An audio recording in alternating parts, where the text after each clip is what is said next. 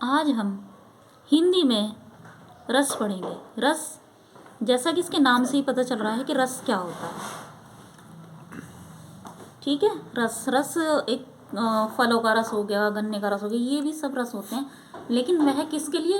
वह उन वस्तुओं के आनंद के लिए रस हमें मिलते हैं पीने के लिए या इस तरह से। लेकिन जो हमारे कविताओं में, काव्य में जो रस होता है उसका एक अलग आनंद प्राप्त होता है।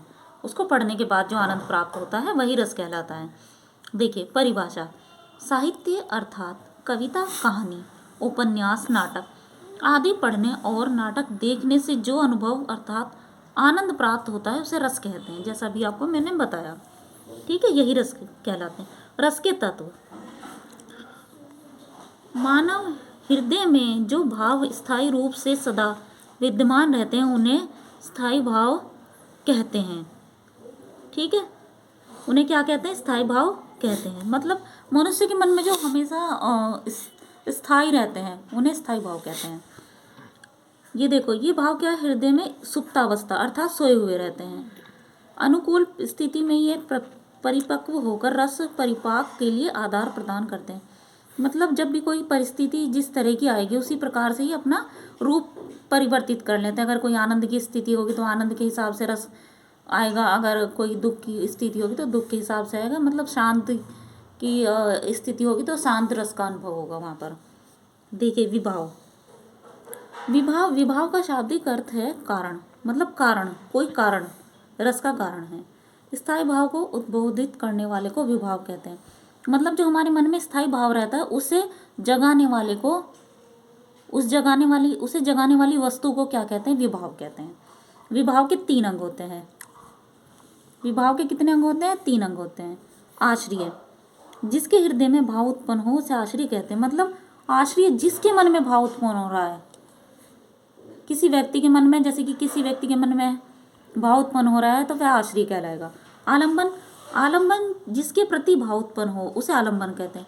और जिस मनुष्य के मन जो आश्रय है उस आश्रय का भाव जिसके प्रति होगा वह क्या होगा? आलंबन कहलाएगा। ठीक है, यदि जनक वाटिका में सखियों के साथ शिव मंदिर जाती हुई सीता को देखकर राम के मन में भाव उत्पन्न हो तो राम आश्रय, सीता आलंबन है। जैसे मैंने आपको अभी बताया, कोई मनुष्य है और मनुष्य क्या है? आश्रय, और उसके मन में कोई भाव उत्पन्न हुए किसी वस्तु को देखकर तो वह आलंबन होगा। ठीक है, वह वस्तु आलंबन होगी। अनुभाव, अनुभाव का शाब्दिक अर्थ है भाव का अनुसरण करने वाला हृदय। जो भाव का अनुसरण करने वाला हृदय होगा वह अनुभाव कहलाएगा। हृदय के भाव को प्रकट करने वाली वाचिक, शारीरिक आदि चेष्टाओं को अनुभाव कहते हैं। मतलब जो भाव प्रकट करने वाली जो शारीरिक क्रियाएं होंगी, चाहे वे मन से हों, मतलब बोलकर हों, वाचिक बोलकर, या शरीर के द्वारा प्रकट हों, ठीक है, आदि जो क्रियाएं होंगी उन्हें अनुभाव कहते हैं। अनुभाव को भी कितने भागों में विभक्त किया गया है? 4 भागों में। आंगिक, आंगिक अर्थात जो देखो विभिन्न अंगों से की जाने वाली चेष्टाएं आंगिक या कायिक अनुभाव के अंतर्गत आती हैं। जैसे यथा, हाथ पैर चलाना, भू विक्षेप, कटाक्ष आदि।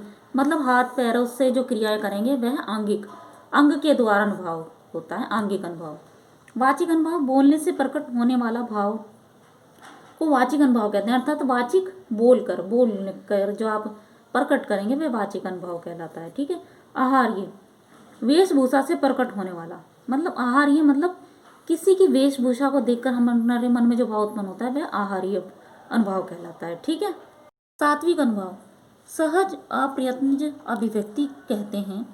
इसमें आश्रय को बाह्य चेष्टा नहीं करनी पड़ती। सात्विक अनुभव विशेष प्रभावी होते हैं। मतलब ये मन में जो उत्पन्न होते हैं सात्विक कहलाते हैं। हमारे मन में जो अनुभव उत्पन्न होते हैं, इनकी संख्या कितनी मानी गई है? 8 मानी गई।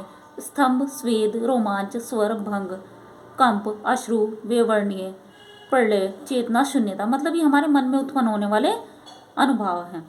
तो अनुभव के कितने भेद हुए हैं? 4 भेद हैं। ठीक है, आज के लिए बस इतना ही।